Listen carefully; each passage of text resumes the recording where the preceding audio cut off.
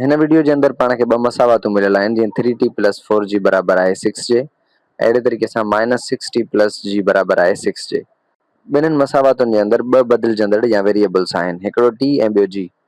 t ऐं g जी रक़म कीअं मालूम थींदी? जेकॾहिं ॿिन्हिनि मसावातुनि में हिकिड़ी रक़म जीअं 3t ऐं -6t पाण में बराबरि हुजनि हा ऐं पाण हिननि खे जोड़ कयूं त हिक ॿिए खे कटे छॾनि, पर हाणे बराबरि न आहिनि, हिन जे करे पाण अगरि हिननि खे जोड़ कंदासीं त इहे हिक ॿिए खे न कटींदा।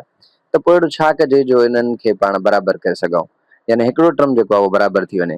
सो जेकॾहिं मां मथीं इक्वेशन खे ॿिनि सां ज़रब कयां ॿिन्हिनि पासनि खां त 6t थी वेंदो, छाकाणि त ॿिट 6 थी वेंदो, त 6t मूंखे घुर्बल आहे। सो अहिड़े तरीक़े सां मां हिन खे हल कयां थो। सो ॿिनि खे जॾहिं मूंखे ज़रब करणो आहे त सिर्फ़ु 3t सां त कोन कंदुमि, ॿिन्हिनि साइडनि मल्टीप्लाए करणो पवंदो या ॿिन्हिनि साइडनि ज़रब करणो पवंदो। यानी उहो जेको 2 पंहिंजो अददी सिरो आहे उहो 3t सां त मल्टीप्लाए थींदो पर 4g सां बि थींदो। सो जेकॾहिं मां कयां ॿिनि सां मल्टीप्लाए त छा थींदो? 2 ज़रबिया 3t प्लस 4g बराबरि 2 ज़रबिया 6। सो हिन खे जॾहिं मां हाणे हल कंदुसि त छा थींदो?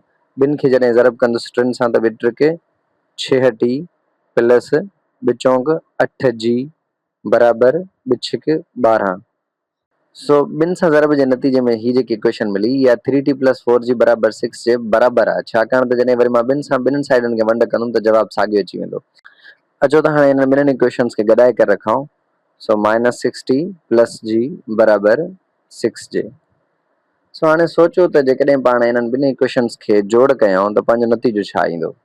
अच्छा, हीअ जेकी पाण जोड़ कयूं था हिन जे पुठियां हिकिड़ी लॉजिक आहे। लॉजिक इहा आहे त जेका हेठी इक्वेशन आहे उहा बि इक्वेशन आहे, यानी उहे ॿई साइडूं जेके आहिनि इक्वेशन जूं बराबरि आहिनि।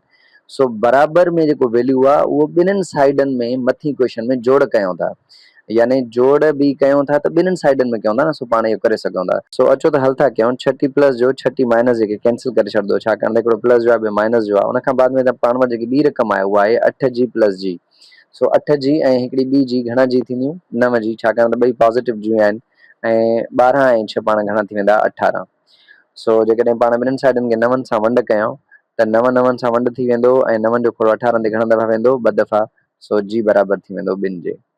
हाणे ही जेकी g जी रक़म आहे 2 उहा पाण हिननि ॿिन्हिनि मसावातनि में कंहिं में बि रखंदासीं त पाण t जी वैल्यू मालूम कंदासीं या t जी रक़म मालूम कंदासीं। सो पाण हिन ॿी में रखूं था -6t प्लस g जो घणो वैल्यू आहे? 2। सो g जी जॻह ते 2 बराबरि आहे इहो 6 जे। सो पाण g जो वैल्यू हिते रखियो आहे। हाणे जेकॾहिं पाण 2 ॿिन्हिनि साइडनि खां कट कयूं, ॿिन्हिनि साइडनि खां कट पाण करे सघूं था इक्वेशन मां। सो इहो बराबरि छाॾे थी वेंदो? 2 खे कैंसिल करे छॾींदो। -6t बराबरि 6 मां 2 वेंदा त घणा बचंदा? 4। सो हिते पाण रखंदासीं 4। ऐं जेकॾहिं पाण ॿिन्हिनि साइडनि खे -6 सां वंड कयूं, सो इहो घणो थी वेंदो? -6 में कैंसिल थी वेंदो, हिते बचंदी t। ऐं जेकॾहिं पाण चइनि खे 6 सां वंड कयूं त इहो थी वेंदो -2/3 या 2/3। सो t जो वैल्यू छा आयो? -2/3। सो पाण g जो बि वैल्यू मालूम करे चुका आहियूं ऐं t जो बि वैल्यू मालूम करे चुका आहियूं। अचो त हींअर t ऐं g जूं रक़मूं पहिरीं इक्वेशन में रखी ॾिसूं त छा इक्वेशन जूं ॿई साइडूं बराबरि अचनि थियूं। सो 3 t जो वैल्यू छा आहे? -2/3 प्लस 4 ऐं g जो वैल्यू छा आहे? 2। सो 3 सां कैंसिल थी वेंदो त हिते माइनस जा 2 बचंदा ऐं होॾे प्लस ॿिचोंक 8 थी वेंदा। -2 प्लस जा 8 त इहे घणा थिया? 6। इहे 6 उते बराबरि आहे पहिरीं इक्वेशन हुन जे 6 जे। सो हिन जो मतिलबु इहो थी वियो त पंहिंजी इक्वेशन साबित करे छॾियो त पंहिंजा वैल्यूज़ सही आहिनि।